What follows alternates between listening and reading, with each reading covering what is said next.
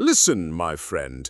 Let's just talk, you and me. Forget the fancy terms, the charts, the gurus. I want to tell you about a game that's always been played, and it's a game of freedom. You've been told it's a complicated game, filled with secrets and tricks, but that's a lie. It's a game of simplicity, a game so simple that most people miss it entirely. You see, the world is full of people who want to sell you a bad explanation. They promise you a path to wealth that's exciting and fast. They want you to believe in the impossible because that's what sells books and seminars and get-rich-quick schemes. But what they're really doing is selling you a lottery ticket, and they're the only ones who are guaranteed to win. They want you to be a speculator, a gambler.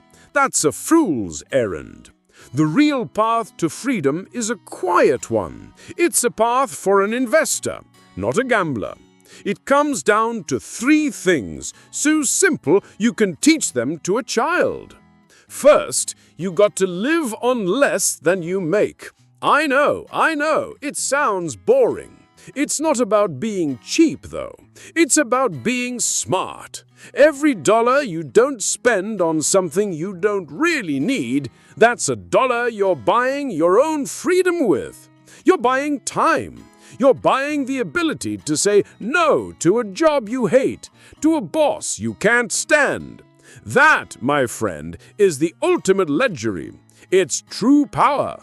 Second, you've got to take that extra money and put it into an index fund. Now, this is where the magic happens, and it's so simple you'll barely believe it. An index fund isn't a single stock. It's a piece of every company in the market all at once. Think about it. You're not betting on a single player to score. You're betting on the entire team to win. You're betting on human ingenuity. You're betting on the collective progress of millions of people who wake up every day and try to make the world just a little bit better. This is why the market always goes up over time, even with all the crashes and craziness.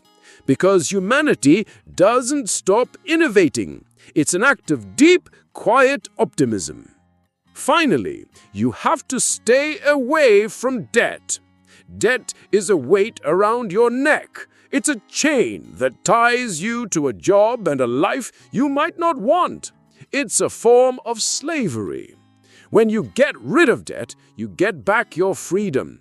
And that includes things that people tell you are good debt, like a house.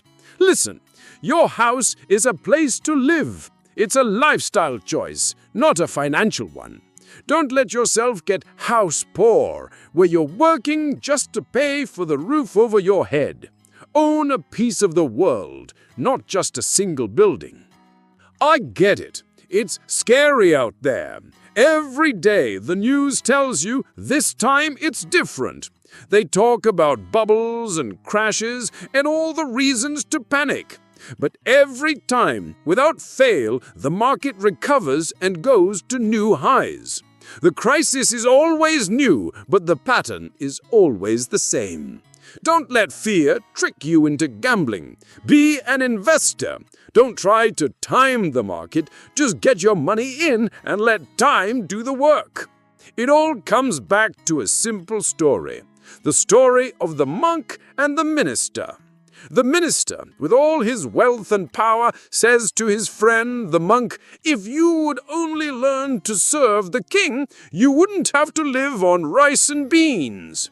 And the monk, with a quiet smile, replies, "And if you would only learn to live on rice and beans, you wouldn't have to serve the king." Think about that. The greatest freedom isn't in having everything, it's in not needing anything.